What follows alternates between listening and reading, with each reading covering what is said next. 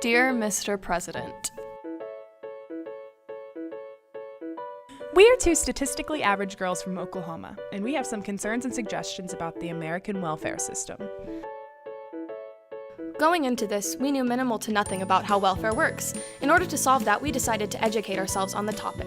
Now, with an expansive knowledge and newfound passion, we write this letter to you. But in order for you to fully understand our message, we should start from the beginning. With our limited knowledge on the subject, there were still a few questions we needed answers to, like, what is the purpose of welfare? Who uses welfare? What even is welfare? We searched high and low for our answers, but it proved to be harder than we anticipated. We even spoke to one of the most intelligent people we know, Macy's mom. So tell us all you know about welfare. But she wasn't very much help. Still empty-handed, we decided to consult someone who would have more of a knowledge of government practices. So we turned to a government teacher, Miss Doreen Christensen. Welfare is a program that's set up to help the needy and the poor and the impoverished in our country. Well, the government will sometimes give cash subsidies, they will give tax breaks, they'll give nutrition, food, they'll give like food assistance, housing subsidies, education subsidies, child care subsidies, those kind of things to help the people who can't help themselves. The programs that people use for welfare purposes are going to be like WIC, Women's, Infants, and Children's Services, which helps pregnant people up until their kids are age 5 to get like food, those kind of things if they're impoverished. Also, you can get like Pell Grants to go to college if you're poor. That'll help pay for tuition costs. Speaking with her posed even more questions to which we had no answers. And you know where you find answers? The library.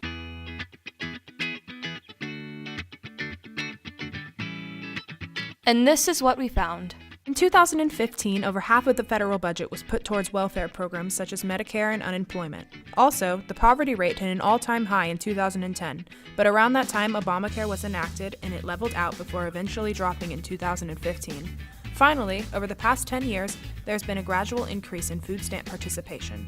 However, we discovered that there are certain requirements of those people to be eligible for and stay on welfare.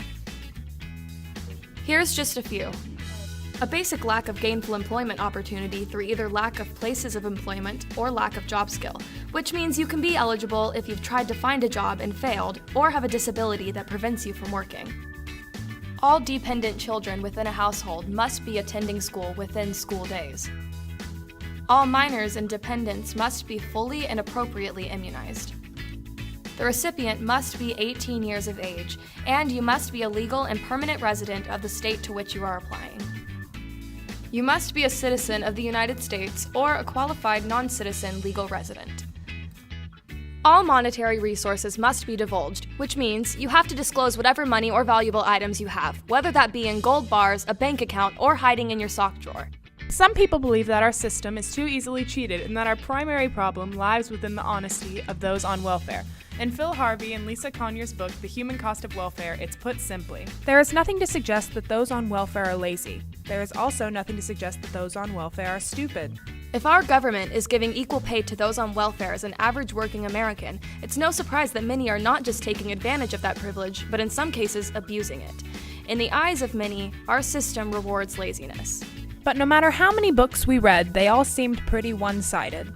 So we decided to seek information elsewhere.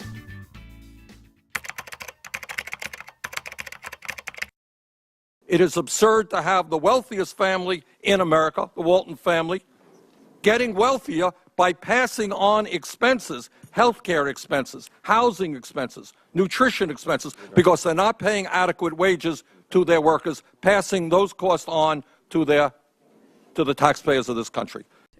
Both sides of the issue seem to think that the system is flawed in some way, shape, or form, but as opposed to the conservative view, the liberal side generally believes that the amount of money being spent on welfare should be raised. According to our sources, there are 3.7 million families who are unable to pay their rent, and the only way for most of these families to survive with the amount of money they are given is to combine welfare with work, which is not practical considering that welfare is supposed to support people without jobs. When a recipient becomes employed, their welfare checks are lowered, so many welfare beneficiaries start to lie about having a job. both sides of the issue like to ignore the fact that the system forces people to lie and deceive. Liberals don't like that it makes recipients look bad, which could lead to their funding being reduced, but conservatives don't want the government to try and remedy the problem and raise taxes. So, what's the truth? The truth is, there's no completely correct answer. And we know what you're thinking. Then why the heck are these two girls writing me? Well, according to statistics, Obama's presidency has radically changed the welfare system for the better. And we don't ask you to keep the exact same policies, but we ask you to give it the attention it needs and continue working to help those in need. We congratulate you on your upcoming presidency and wish you luck in your future endeavors in the White House. Love. Oh, don't write love. Oh my God. Sincerely? No, not that either. Regards? Yeah, that's okay. Regards, Cameron and Macy.